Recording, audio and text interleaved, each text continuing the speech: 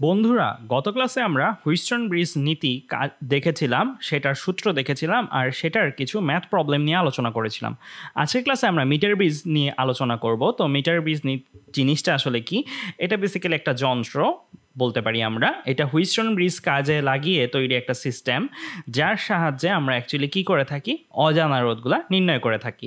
অর্থাৎ ধরো তোমার কোনো একটা তার দেওয়া আছে বা কোনো বাল্ব দেওয়া আছে বা যে কোনো তড়িৎ উপকরণ দেওয়া আছে, দিয়ে যদি বলা থাকে যে সেটা রোধ বের করতে হবে, তাহলে আমরা মিটার ব্রিজের সাহায্যে প্র্যাকটিক্যালি আমরা ওই রোধটা, অজানা রোধটা বের করে ফেলতে পারি। ইনফ্যাক্ট এটা তোমাদের ল্যাবরেটরিগুলোতেও পাবে তোমরা। সো মিটার ব্রিজটা দেখতে অনেকটা এরকম। আমি জাস্ট ডায়াগ্রাম দিয়ে এটার মেইন পার্টগুলো দেখানোর চেষ্টা করেছি। তো এখানে দেখো, পি একটা রোধ, কিউ একটা রোধ, ঠিক হুইস্টন ব্রিজ নীতির মতনই, প্রথম রোধ দ্বিতীয় রোধ। এই পি রোধটাকে আমরা আর প্রথম রোধ হিসেবে বলবো না মিটার ব্রিজের ক্ষেত্রে, এটাকে বলবো বাম ফাঁকে রাখা রোধ। অর্থাৎ এখানে দেখতেই পাচ্ছ একটা ফাঁক রয়েছে, এটা বাম পাশের ফাঁক। সো আমরা বলবো বাম ফাঁকে রাখা রোধ, এটা হচ্ছে পি রোধ। ডান ফাঁকে রাখা রোধ, এটা হচ্ছে কিউ রোধ। তোমরা বলতে পারো হুইস্টন ব্রিজ নীতিতে তো আরও দুইটা রোধ ছিল, আর আর এস। সো আর রোধটা কোনটা, এস রোধটা কোনটা? একটু খেয়াল করে দেখো, নামটা কি? Metre bridge. সো এই মিটার কথাটা তাৎপর্য আমরা পাবো এইখানে দেখো, এই জায়গা থেকে ধরে এই পর্যন্ত একটা তার আছে। আমরা জানি তারের একটা রোধ থাকে, আমরা ইনফ্যাক্ট ফর্মুলায় বেরও করতে পারি। ফর্মুলাটা কি ছিল তারের রোধ নির্ণয়ের? R equal to rho capital L by capital A. So L যেখানে তারের দৈর্ঘ্য আর এ যেখানে প্রস্থচ্ছেদের ক্ষেত্রফল। সো এরকমই একটা তার এখানে রাখা আছে, আর এই তারটার দৈর্ঘ্য হচ্ছে 1 মিটার। 1 মিটার মানে কত সেন্টিমিটার? 100 সেন্টিমিটার পর্যন্ত। আচ্ছা, তো আমাদের আর রোধটা কোনটা হুইস্টন ব্রিজের, আর এস রোধটা কোনটা মিটার ব্রিজে? আমরা আর রোধ কোথায় পাবো, এস রোধ কোথায় পাবো? বেসিক্যালি এই তারটার একটা পার্শ্ব আমার আর রোধ হিসেবে কাজ করবে, আর আরেকটা পার্শ্ব আমার এস রোধ হিসেবে কাজ করবে। এখন তোমরা বলতে পারো কোনটা আর রোধের অংশ পার্শ্বটা আর কোনটা এস রোধের পার্শ্বটা? এটা ডিপেন্ড করে। এখানে দেখতে পাচ্ছ একটা ই পয়েন্ট থেকে একটা গ্যালভানোমিটার। এই গ্যালভানোমিটারটার এই মাথায় একটা জকি কি কলমের মতন একটা জিনিস, যেটা মুভেবল, মানে আমরা এটা মুভ করতে পারি। আমরা মুভ করে এটাকে বামে ডানে ইচ্ছা মতন জায়গায় নিতে পারি। এখন এইটার অবস্থানটা ঠিক যেই জায়গায় থাকবে, যেমন এখন দেখতে পাচ্ছ এটার অবস্থানটা এই জায়গায় আছে, এই জায়গায় থাকলে এই অংশটা থেকে বাম পাশের এই পর্যন্ত অংশ, এইটা আমার আর রোধ হিসেবে কাজ করবে। আমি একটু এঁকে দেখাই তোমাদের। সো এই অংশটা আর রোধ হিসেবে কাজ করবে, আর এই অংশটা যেটা ডান পাশের যে অংশটা, এই অংশটা আমার এস রোধ হিসেবে কাজ করবে। সো আমাদের এই জকিটা আমি বলেছি মুভেবল। তোমরা বলতে পারো এটাকে কেন আমরা মুভ করব, আমাদের মুভ করার প্রয়োজনটা অ্যাকচুয়ালি কোথায়? কারণ এখানে তো গ্যালভানোমিটার আছে, রাইট? সো এখানে আমি একে দেখাই, এটা তো গ্যালভানোমিটার আছে। সো গ্যালভানোমিটারে আমরা জানি কাটার বিক্ষেপ এরকম হতে পারে, কাটার বিক্ষেপ এরকম হতে পারে। এটা উপরের দিকে ফ্লো, নিচের দিকে ফ্লো বোঝাচ্ছে। আর কাটার বিক্ষেপটা আবার এই রকমও হতে পারে। সো এই রকম যদি থাকে, এটা কি বোঝাচ্ছে? এটা বোঝাচ্ছে যে আমার কেস 3, যেটা কেস 3 মানে সাম্য অবস্থান। আর সাম্য অবস্থানের ক্ষেত্রেই কিন্তু আমরা P by Q equal to R by S এর যে সূত্রটা আছে, সেই সূত্রটা ব্যবহার করতে পারবো, রাইট? আচ্ছা, সো আমরা জকিটাকে কেন নাড়াবো? কারণ আমরা কেস 3টা অ্যাচিভ করতে চাই। কেস 3টা অ্যাচিভ করলে আমার সুবিধাটা কোথায়? P by Q equal to R by S আমরা ব্যবহার করতে পারবো। সো আমরা ধরো যে কোনো জায়গায় জকিটা লাগালেই আমরা কেস 3 যে পাবো এমন কোনো কথা নাই। এমনও হতে পারে আমরা কেস 1-এ আছি অথবা কেস 2-তে আছি। আমি জকিটাকে নাড়িয়ে নাড়িয়ে জায়গা পরিবর্তন করে করে দেখব কোন জায়গায় আমার কেস 3টা অ্যাচিভ হয়। আর কেস 3টা অ্যাচিভ হলে আমার সুবিধা কোথায়? সুবিধা হচ্ছে এই সূত্রটা আমরা ব্যবহার করতে পারবো। আমরা এই সূত্র ব্যবহার করে অজানা রোধগুলা বের করতে পারবো। তো এই জকিটা আমাদেরকে সেই স্কোপ প্রোভাইড করে। এটা নাড়িয়ে নাড়িয়ে আমরা কেস 1-এ থাকলেও শুরুতে এটা নাড়িয়ে নাড়িয়ে আমরা দেখব জিনিসটা আস্তে আস্তে কেস 3 এর দিকে যাচ্ছে। ডান দিকে নাড়ালে জিনিসটা যদি ওপরের দিকে বিক্ষেপে দেখায়, বাম দিকে নাড়ালে জিনিসটা নিচের দিকে বিক্ষেপ দেখাবে। একটা পার্টিকুলার পয়েন্টে অবশ্যই যে জিনিসটা কেস 3 দেখাবে, অর্থাৎ গ্যালভানোমিটারটা এরকম কাটার বিক্ষেপ দেখাবে।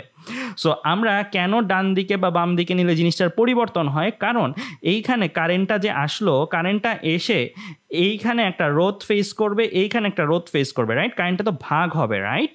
সো আমরা জকিটাকে নাড়ালে অ্যাকচুয়ালি কি হয়, নাড়ালে বাম পাশের অংশটার তার কমবে। ধরো আমি জকিটাকে আমি বামে নিয়ে আসলাম, এখানে নিয়ে আসলে অ্যাকচুয়ালি কী হবে, বাম পাশের তারের অংশটা কমলো, বাম পাশের তারের রোধটা কমলো, রোধ কমলে কি হবে, বিভব পার্থক্য চেঞ্জ হবে। বেসিক্যালি হুইস্টন ব্রিজ নীতিতে আমরা যে পয়েন্টটা পড়েছি এটা আসলে বি পয়েন্টটার মতন, আর এইখানে জকিটা যেই পয়েন্টে এসে লাগছে সেটা অ্যাকচুয়ালি ডি পয়েন্টটার মতন। আমরা জানি বি বিন্দু আর ডি বিন্দুর বিভব সমান করতে পারলেই কেস 3 হবে। সো বি বিন্দু আর ডি বিন্দুর বিভব সমান করা আবার ডিপেন্ড করে এই বি বিন্দু পর্যন্ত তড়িৎ আসতে আসতে ডি বিন্দু পর্যন্ত তড়িৎ আসতে আসতে কতটুকু বিভব পার্থক্য খরচ করেছে এইখানে আর এইখানে। সো আমরা যদি বি বিন্দুর বিভব চেঞ্জ না করে ডি বিন্দুর বিভবটা এমনভাবে চেঞ্জ করতে পারি আর রোধটা পরিবর্তন করার মাধ্যমে যেন বি বিন্দুর বিভব আর ডি বিন্দুর বিভব সমান হয়ে যায়, তাহলেই তো কেস 3 অ্যাচিভ হবে। সো এর জন্য বেসিক্যালি জকি নাড়ানো প্রয়োজন পড়ে।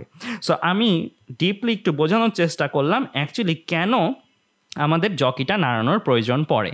সো আমাদের পরীক্ষায় এত কিছু আসবে না, পরীক্ষায় জাস্ট আমাদের কয়েকটা চলক নিয়ে মাথা রাখতে হবে যে পি হচ্ছে বাম ফাঁকের রোধ, কিউ হচ্ছে ডান ফাঁকের রোধ, আর এখানে 1 মিটার দৈর্ঘ্য, দ্যাট মিনস 100 সেন্টিমিটার দৈর্ঘ্যের একটা তার থাকবে, যেই তারের একটা পয়েন্টে আমার জকিটা লাগানো থাকবে এমনভাবে যেন গ্যালভানোমিটারটা সাম্য অবস্থা দেখায়, অর্থাৎ গ্যালভানোমিটারে কেস 3 যেটা মানে পারপেন্ডিকুলার একটা বিক্ষেপ দেখায় তারের সাথে, অর্থাৎ গ্যালভানোমিটারের মধ্যে যেন কোনো প্রবাহ না আসে।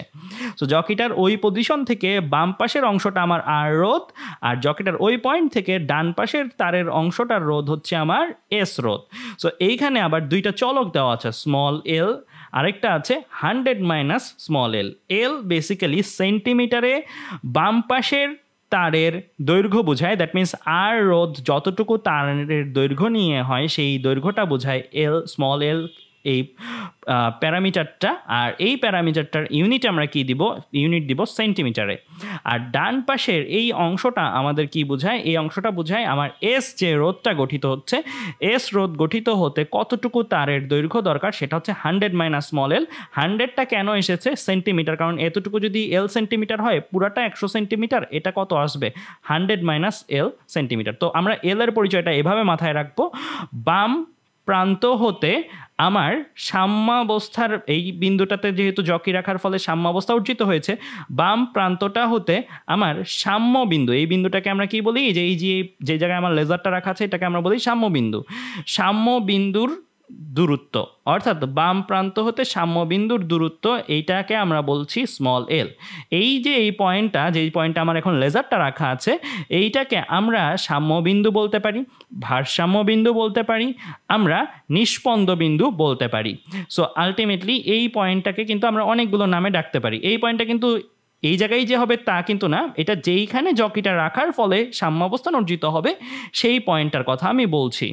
তো আমরা হুইস্টন ব্রিজ কাজে লাগিয়েই বেসিক্যালি এই সেট আপটা ক্রিয়েট করি। জাস্ট এখানে অ্যাডিশনালি আমরা একটা তার ইউজ করছি আর এস রোধের বদলে।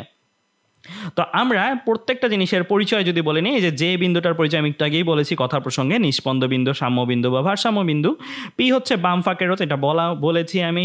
কিউ ডান ফাঁকের রোধ। এল হচ্ছে বাম প্রান্ত হতে নিষ্পন্দ বিন্দু দূরত্ব। অবশ্যই এখানে খেয়াল রাখতে হবে এল বা এই টার্মগুলো যেন আমরা সেন্টিমিটার ইউনিটে ব্যবহার করি। 100 মাইনাস এল এটা বোঝাচ্ছে ডান প্রান্ত হতে নিষ্পন্দ বিন্দুর দূরত্ব, অবশ্যই সেন্টিমিটারে বসাতে হবে। আমরা যদি সাম্য অবস্থান অর্জনই করি তাহলে তো আমরা P by Q equal to R by S সূত্রটা ব্যবহার করতে পারবো। এই P by Q equal to R by S সূত্রে আর পি তো একটা রোধ, কিউ একটা রোধ, আমাদের প্রশ্নগুলোতে সাধারণত একটা রোধ দেওয়া থাকে আরেকটা রোধ অজানা থাকে। বাস্তবেও আমরা ধরো একটা জানা রোধ বসিয়ে একটা অজানা রোধ ধরো বের করতে চাই, এটা যে কোনোটা হতে পারে। আমি বাম পাশে জানাটা রেখে ডান পাশে অজানাটা রাখতে পারি, ডান পাশে জানাটা রেখে বাম পাশে অজানাটা রাখতে পারি। তো খেয়াল রাখতে হবে কোনটা বাম পাশের কোনটা ডান পাশের। বাম পাশেরটাকে কিন্তু পি চলক দিয়ে প্রকাশ করছি, ডান পাশেরটাকে কিউ চলক দিয়ে প্রকাশ করছি। সো আর যেই রোধটা আছে, এস যেই রোধটা আছে, এগুলো আমরা বলেছি তারের দৈর্ঘ্য থেকে আমরা নিব। সো আর কি, এল পরিমাণ তারের দৈর্ঘ্য যে রোধটা দেখায়, যেটাকে আমরা ফর্মুলা আকারে লিখতে পারি R equal to rho small L by A. যেহেতু ক্যাপিটাল এল এর দৈর্ঘ্যটা আমরা স্মল এল বলছি আর তারের জন্য, আর রোধের জন্য। আর এস রোধটা কি, এতটুকু তারের যেই রোধটা, রাইট, এতটুকু তার কতটুকু দৈর্ঘ্য, 100 মাইনাস স্মল এল। সো আমি লিখলাম S equal to rho 100 minus small L by A.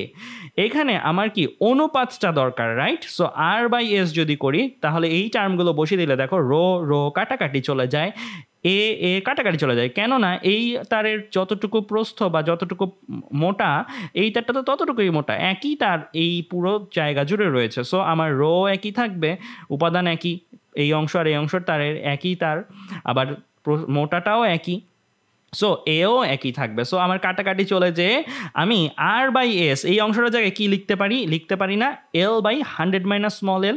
So small L by 100 minus small L, এই যে এই সূত্রটা আছে এই সূত্রটা আমরা ব্যবহার করতে পারবো কার জন্য, মিটার ব্রিজের জন্য। খেয়াল রাখা জরুরি, পি হচ্ছে বাম ফাঁকের রোধ, কিউ ডান ফাঁকের রোধ, এল বাম প্রান্ত হতে নিষ্পন্দ বিন্দুর দূরত্ব। মাঝে মাঝে প্রশ্নে ডান প্রান্ত হতে নিষ্পন্দ বিন্দুর দূরত্ব দেওয়া থাকবে, সেই ক্ষেত্রে কিন্তু খেয়াল রাখতে হবে তোমার কাছে প্রশ্নে ডান প্রান্ত হতে যদি নিষ্পন্দ বিন্দুর দূরত্ব দেওয়া থাকে ধরো 20 সেন্টিমিটার, সেই 20 সেন্টিমিটার কিন্তু স্মল এল এর মান না, বরং 100 মাইনাস স্মল এল এর মান, এটা কিন্তু একটু খেয়াল রাখতে হবে। সো চলো আমরা মিটার ব্রিজ নিয়ে একটা ম্যাথ প্রবলেম করে আসি।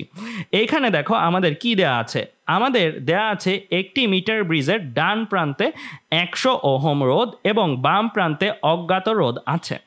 ডান প্রান্ত হতে 52.85 সেন্টিমিটার দূরে সাম্য বিন্দুটা পাওয়া গেল, অজ্ঞাত রোধটা নির্ণয় করতে বলা হয়েছে। সো এইটার উত্তর আসবে কত, 89.21 ওহম। আমি উত্তরটা আগেই দিয়ে দিয়েছি কারণ আমি চাইবো যে তোমরা এই জিনিসটা নিজেরা একটু করে আগে দেখে নাও এই অ্যান্সারটার সাথে মিলে কিনা, আর যদি না মিলে দেন তোমরা আমার সলভটা এই অংশটাতে দেখো।